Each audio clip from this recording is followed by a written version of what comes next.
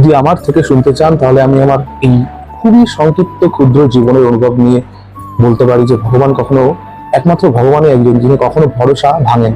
তিনি সবসময় ভরসা রাখেন, মানে আমাদেরকে আমরা যদি তার উপরে ভরসা করি সেই ভরসার মর্যাদা তিনি রাখেন, একমাত্র তিনিই রাখেন। তাছাড়া তো আপনি যদি আপনার ভরসা, আপনার আশা যদি জগতের প্রতি দিয়ে রাখেন তাহলে তো জগৎ সেটাকে ফুটবলের মতো নিয়ে খেলবে।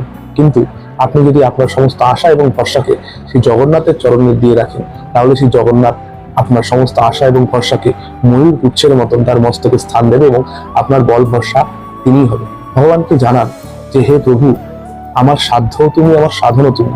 আমি এমন কোনো সাধনা বা এমন কোনো নিয়ম কানুন কিছুই জানি না যা দিয়ে আমি তোমাকে খুশি করতে পারবো। তাই আমি তোমাকে সমর্পণ করছি। আমার সমস্ত সাধন সাধ্য তুমি। তুমি আমাকে দেখো, তুমি আমার জীবনে যা যা করা তুমি করো। এই আত্মনিবেদন এবং সমর্পণ একবারটি করেই দেখুন, দেখবেন এই এই যে আপনি যে ভরসাটা করবেন সেই ভরসার যে কি পরিমাণ মূল্য আপনি আপনার জীবনে পাবেন সেটা আপনি নিজেই উপলব্ধি করতে পারবেন। এবং সত্যি কথা বলতে এইটা নিয়ে বিশেষ ব্যাখ্যা দেওয়ার কিছু নেই, এটা সম্পূর্ণ উপলব্ধির ব্যাপার। তবে হ্যাঁ, এটুকু বলতে পারি একমাত্র ভগবানই যে কখনো ভরসা ভাঙেন না। জয় জয় শ্রী রাধে।